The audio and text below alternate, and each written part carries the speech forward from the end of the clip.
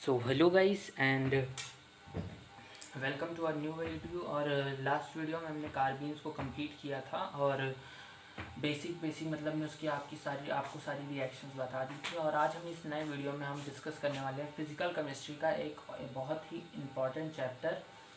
और मैं आपको बता दूं कि अगर आप अपनी फिजिकल केमिस्ट्री ध्यान नहीं देते हो तो आपसे हो सकता है जेई एडवांस का कोई भी क्वेश्चन ना लगे, और अगर आप ध्यान देते हो तो शायद आपसे सारे ही क्वेश्चन लग जाएं फिजिकल केमिस्ट्री के, क्योंकि वो आपको जो होता है वो कॉम्प्लेक्सिटी जो होती है क्वेश्चन की वो ज़्यादा होती है, पर जो सल्यूशन होता है और कह सकते हो टफनेस होती है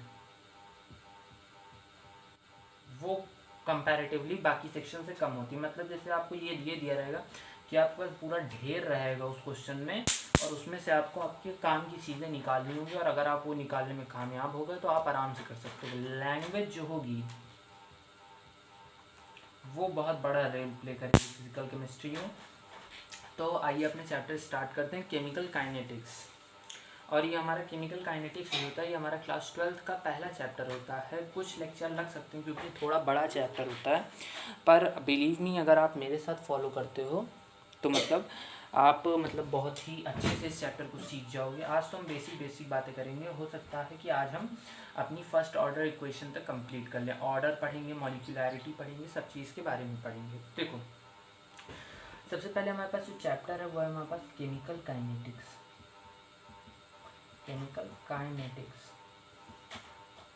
मतलब हम इस चैप्टर में जो केमिकल रिएक्शंस होती हैं हमारी,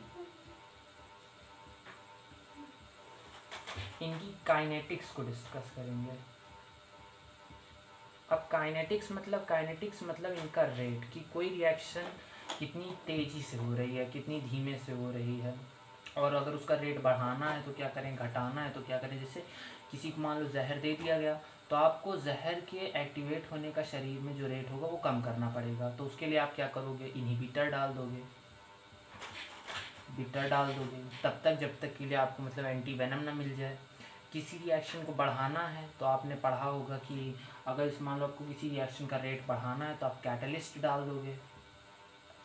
वो एक्टिवेशन एनर्जी अभी हम इस चैप्टर में बाद में पढ़ेंगे, वो कम कर देगा आपकी। और भी आप इस चैप्टर में बहुत सारी आप इस चैप्टर में फर्स्ट ऑर्डर रिएक्शन पढ़ोगे, फिर ज़ीरो ऑर्डर रिएक्शन भी पढ़ोगे,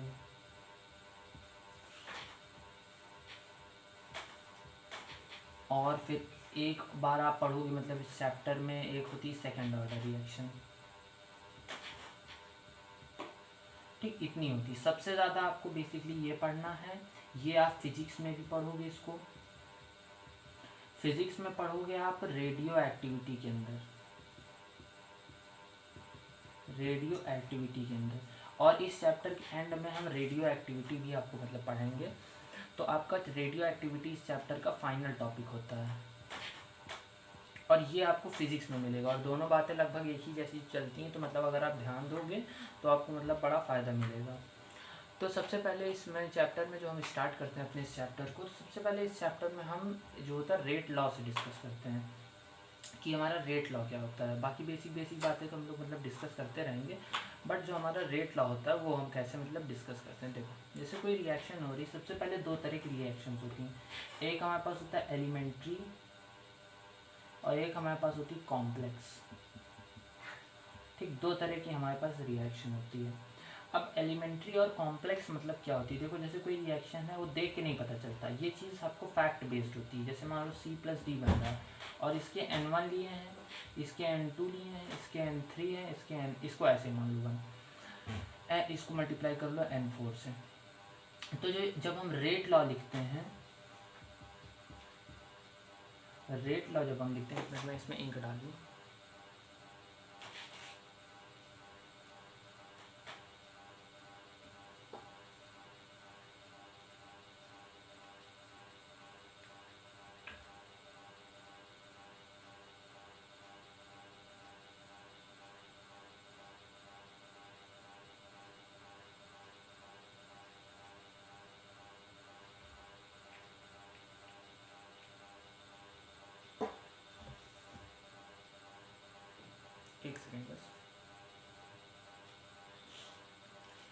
जब हम एलिमेंट्री रिएक्शन का रेट लॉ लिखते हैं फिर किसी भी रिएक्शन का रेट लॉ लिखते हैं तो उसको हम ऐसे लिखते हैं। देखो रेट लॉ जब हम लिखते हैं तो रेट बराबर के, और ये रेट कांस्टेंट होता है। यहाँ पे जो भी आपके प्रोडक्ट में होगा, जैसे यहाँ प्रोडक्ट में ए और बी है तो यहाँ ए और यहाँ बी। अब यहाँ पे x होगा और यहाँ पे y होगा। पर अगर एलिमेंट्री रिएक्शन है तो एलिमेंट्री के लिए x बराबर n1 और y बराबर n2 होता है। पर अगर रिएक्शन कॉम्प्लेक्स है, मतलब जैसे मान लो एलिमेंट्री रिएक्शन होती है, इनके बारे में अगर आप जानना चाहो तो ये सिंगल स्टेप होती हैं, सिंगल स्टेप। और ये वाली जो रिएक्शन होती हैं ये आप कह सकते हो सिंगल स्टेप नहीं होती, नॉट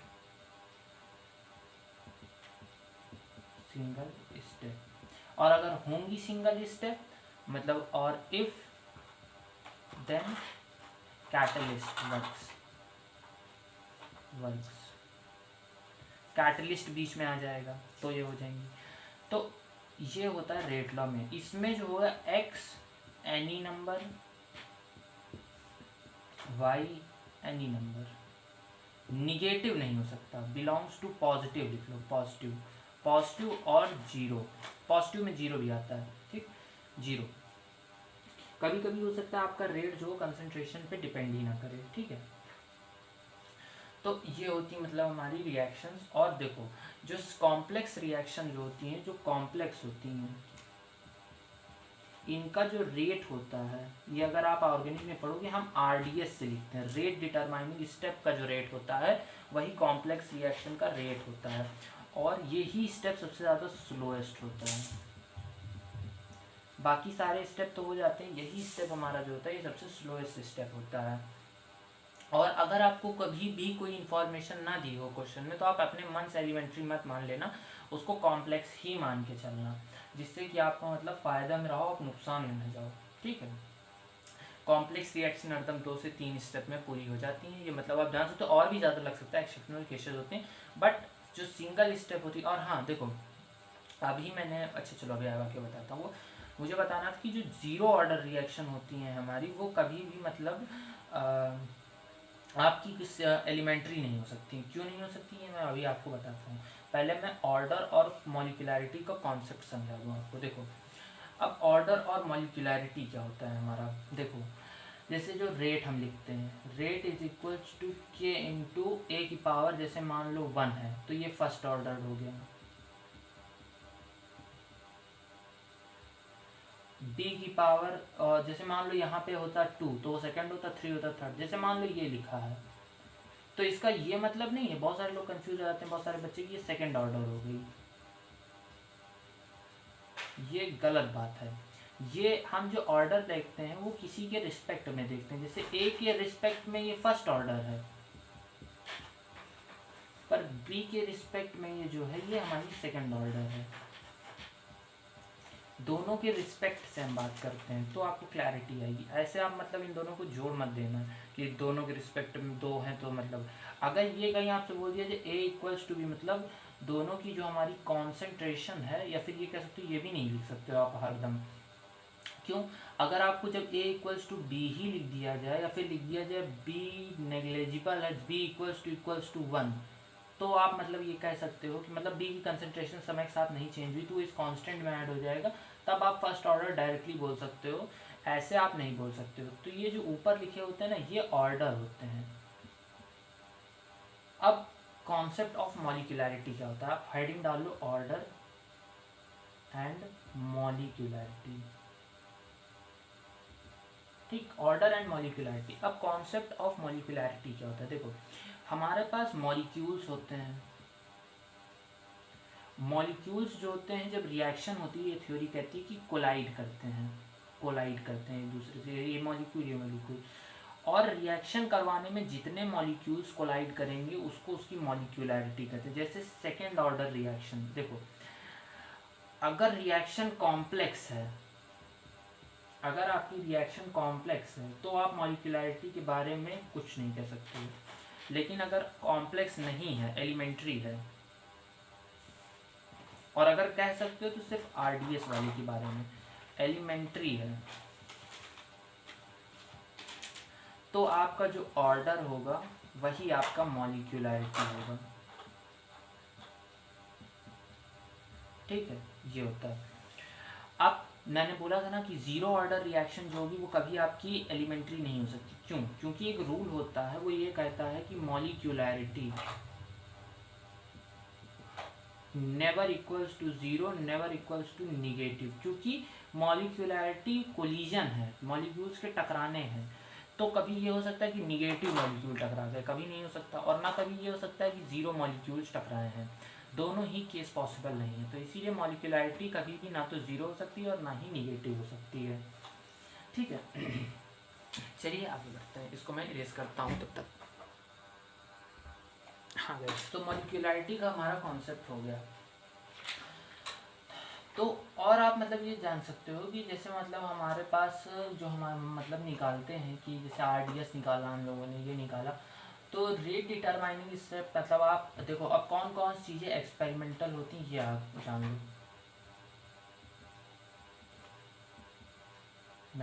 एक्सपेरिमेंटल आपका जो ऑर्डर होता है ये आपका एक्सपेरिमेंटल होता है।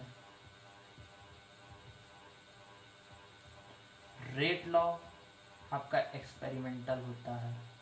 मॉलिक्यूलैरिटी मैं सीधा MOLCU लिखे दे रहा हूँ। मॉलिक्यूलैरिटी आपकी एक्सपेरिमेंटल होती है।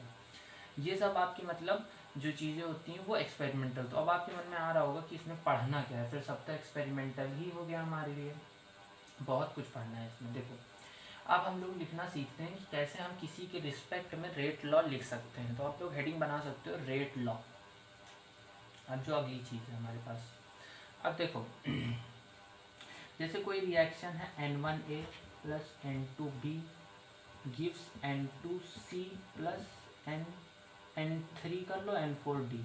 ठीक, अब इसका जैसे आपको रेट लॉ लिखना है तो इसको चाहे तो ऐसे मतलब देख लो कैसे लिखा जाता है, या फिर ऐसे कर लो। देखो एक बात हरदम ध्यान रखो कि जो ये रिएक्शन होगी, रिएक्शन का रेट आप ऐसे लिखोगे dR/dt।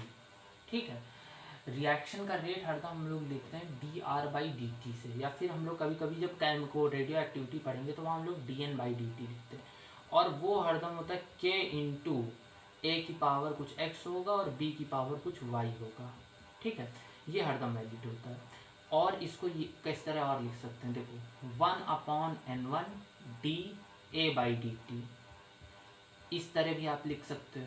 और 1/N2 माइनस, ये ब्रैकेट माइनस वो वाला है, मतलब ये माइनस नहीं हो रहा है, ये स्टोइकोमेट्रिक कोफिशिएंट्स में डिवाइड कर रहा हूँ, इसको माइनस को चाहे पूरे के बाहर लगा दो, is equals to dC/dt into 1/N3 equals to dD/dt into 1/N4।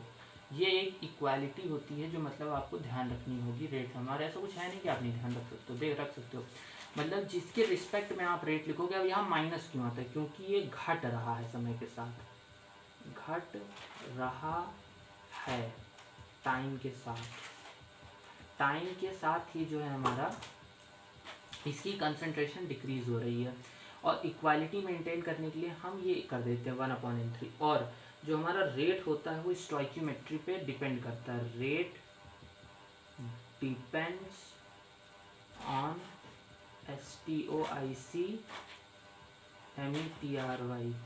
Rate जो होता है हमारा स्टोइकोमेट्री पे डिपेंड करता है।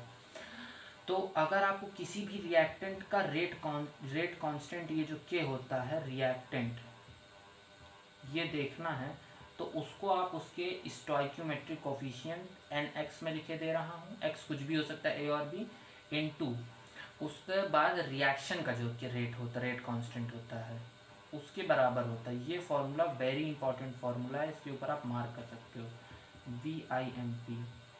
ठीक है, और एक फॉर्मूला हमारे पास होता है, इसको इतना आप लोग नोट कर लो, फिर आगे देखते हैं। अब बाकी फार्मूला जो हमारे पास होता है वो ये होता है कि जैसे मान लो कहीं मैंने लिखा, देखो आखिर में होता क्या, जैसे कहीं लिखा है D, ये कॉन्सेंट्रेशन है, dA/dt बराबर K इंटू A, इस तरह कहीं लिखा है रेट। अब ये कुछ भी हो सकता है, x मान लो, ऑर्डर x है। तो जैसे फॉर गैसेज आप ये जानते होगे PV is equals to nRT, और क्या लिख सकते हो, PV is equals to N/V/RT। और N/V जो होता है हमारी कॉन्सेंट्रेशन होती है और RT, तो कॉन्सेंट्रेशन को आप लिख सकते हो P क्या लिख सकते हो, मतलब आप ऐसे लिख सकते हो ना, dp/dt बराबर dc/dt, अगर मैं दोनों तरफ पार्शियल करूँ, इनटू RT, और इसके बाहर लिख लो कांस्टेंट टेम्परेचर। टेम्परेचर जो था वो मैंने नहीं चेंज किया है। तो यहाँ पे आप अगर dp/dt के टर्म में लिखना चाहो तो आप ऐसे लिखोगे 1/RT इंटू dp/dt बराबर k इंटू ए की पावर x, और ये जो a होगा ये गैस का प्रेशर होगा,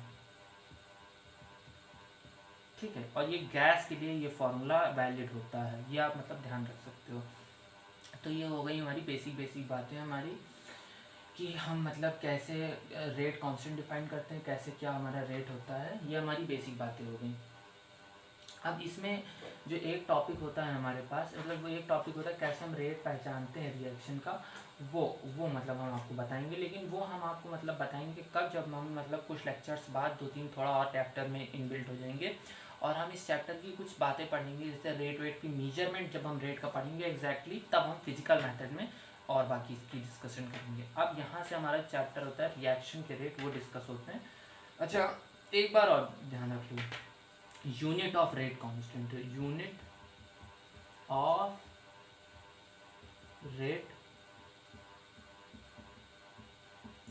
रेट कांस्टेंट की यूनिट क्या होती है। देखो, तो के की यूनिट जो होती है, ये कभी कभी पूछ लेता है छोटे छोटे पेपर बोर्ड वगैरह में, मोल लीटर इनवर्स n की 1 माइनस n सेकेंड इनवर्स, और यहाँ पे कंसंट्रेशन भी कर सकते हो, और n जो होता है वो आपका ऑर्डर होता है, ठीक है। तो यहाँ से मतलब हमने अपना मतलब बेसिक पार्ट जो हो गया चैप्टर का, वो हमने मतलब चालू कर लिया, मतलब पढ़ लिया।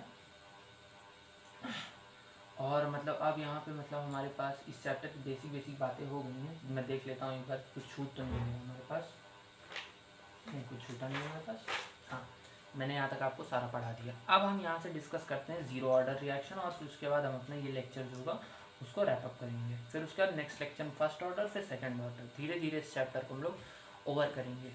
तो जीरो ऑर्डर रिएक्शन हेडिंग डालते हैं।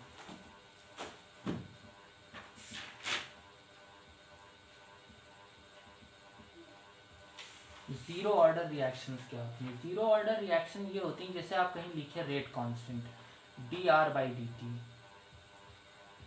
और वो के टाइम्स यहाँ पे कुछ भी हो सकता है, ए उसकी पावर 0 पे डिपेंड कर रहा है, मतलब वो कंसंट्रेशन ऑफ रिएक्टेंट पे डिपेंड ही नहीं कर रहा कि आपने कितना लिया। तो ये जो होता है ये जीरो ऑर्डर होता है।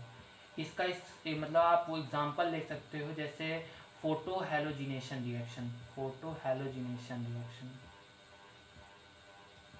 HNU वाली जो होती हैं, और हाइड्रोजिनेशन वाली जो ऑर्गेनिक में हम लोग पढ़ते हैं, ये सारी इसकी एग्जांपल होती है। जैसे ये सरफेस एरिया पे डिपेंड करता है, तो ये हमारी मतलब होती हैं कि ये हमारी वो होती है जीरो ऑर्डर रिएक्शन। अब इनका अर्थ क्या है, जैसे मान लो आपने 5 मोल ए के साथ चालू की रिएक्शन, तो वो 1.5 घंटे में ख़त्म हुई। तो आप अगर 100 मोल ए ले लो तो वो भी 1.5 ही घंटे में ख़त्म होगा। ये इसका मतलब बेसिक बातें होती हैं। और जीरो ऑर्डर मतलब क्या, अब इसका हम लोग रेट लॉ वगैरह सब डिराइव कर सकते हैं। बस इतनी बात समझनी होती है कि जीरो ऑर्डर होती क्या है, बस। अब हम लोग इसका रेट लॉ वगैरह डिफाइन करते हैं। तो जैसे मान लो आपके पास कोई रिएक्शन था, अभी मैं सिंपल सी चालू, और इससे ए था और इससे कहीं प्रोडक्ट पी बना, या फिर मान लो प्रोडक्ट बी बना। शुरुआत में इसके आप ए मोल मान लो, और समय इनिशियली तो t=0 p इतना मान लो। उसके बाद कुछ टाइम बाद इसके x निकल गए और इसके x बन गए t=t पे, और फाइनली इसके 0 हो जाएंगे, इसके a हो जाएंगे। और इसको आप लिखना सीखो, t= कंप्लीशन टाइम कह सकते हो आप। अभी मैं कंप्लीशन टाइम बताऊंगा कितना होता वैसे a0/k है। इतनी टाइम में रिएक्शन होती है आपकी ख़त्म हो जाती है, और a0 इसकी इनिशियल कंसंट्रेशन होती है, जो a0 है ये, ठीक है। तो अब आप यहाँ से लिख सकते हो कि a0 जो था आपके पास वो a था, और a at any time t वो क्या हो जाएगा, a0 - x, ठीक है। तो आप इसको कैसे लिख सकते हो कि dA/dt, रिएक्शन का रेट तो भाई यही होगा, dA/dt बराबर k, और क्या dA/dt बराबर k, क्योंकि ये तो डिपेंड ही नहीं करता ना आपका किसी भी चीज़ पे, तो आप लिमिट लगा लो। dA इंटीग्रेशन कहाँ से कर लो, a0 था, a0 - x हो गया, बराबर k इंटू टी। टी की लिमिट कहाँ से लगाओ, 0 से t तक।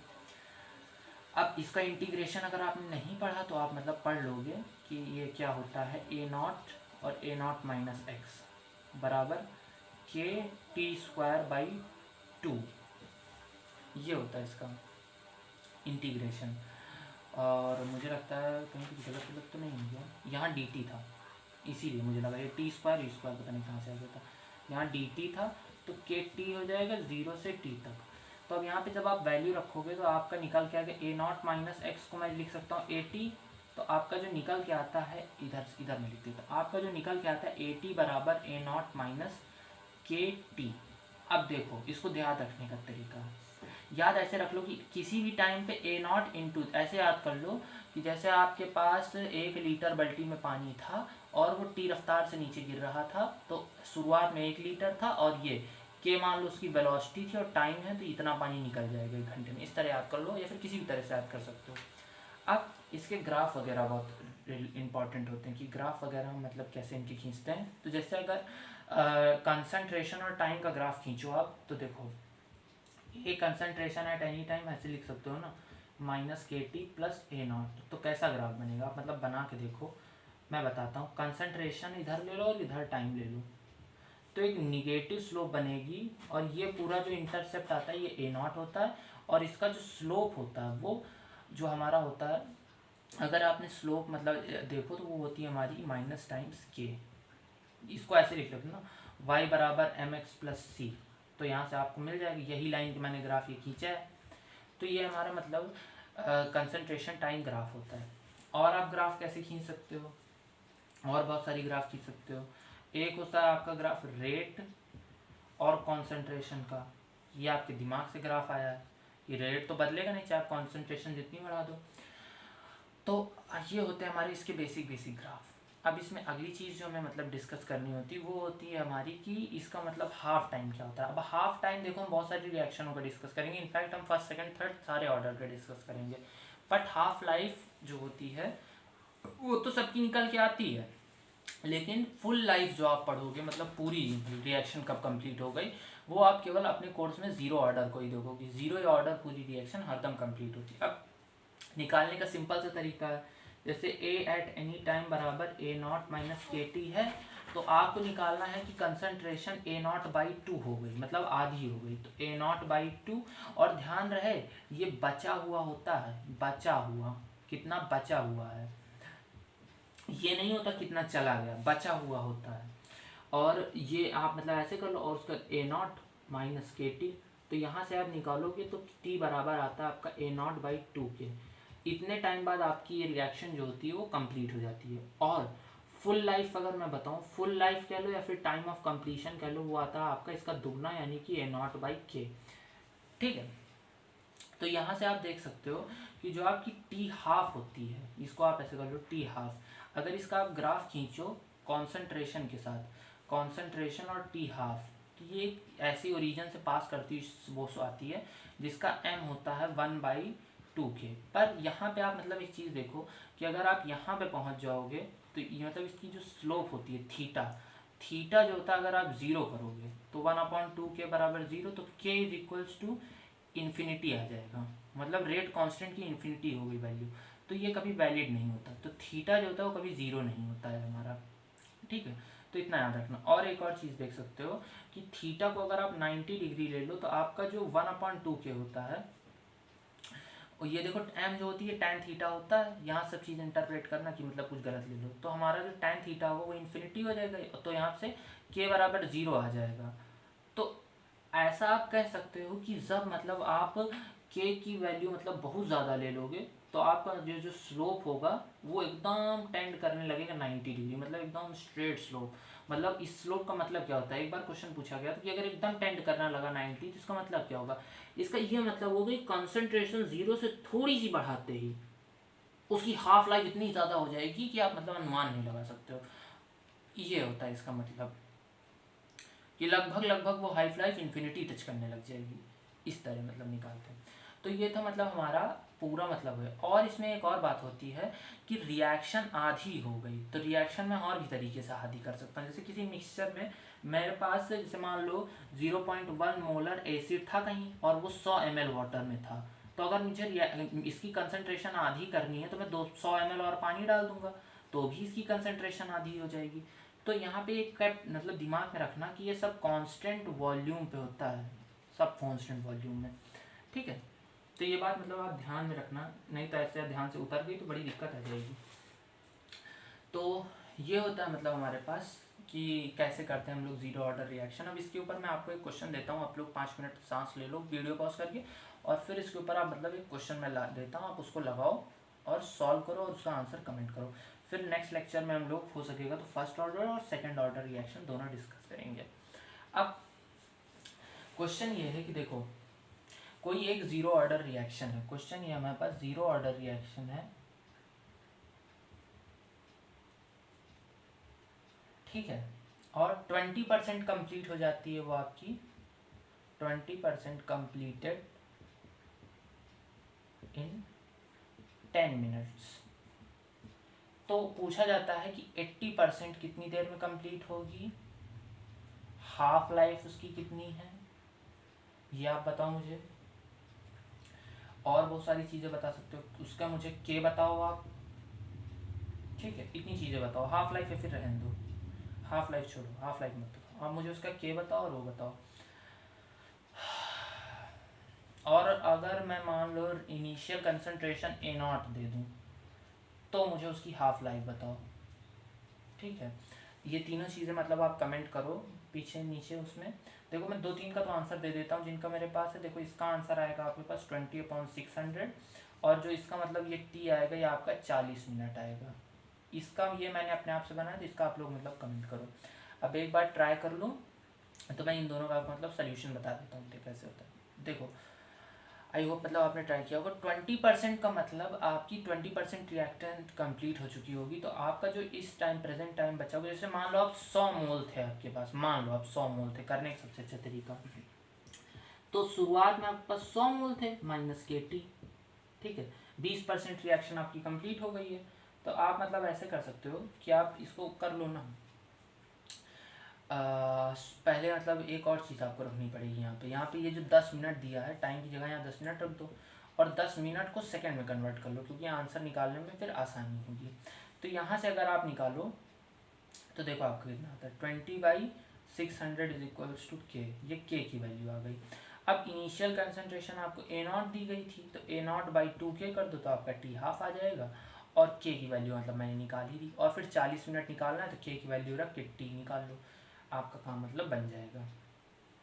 सो हम मतलब अपने लेक्चर को यहीं पे रखते हैं। Thank you for watching and do like share and subscribe.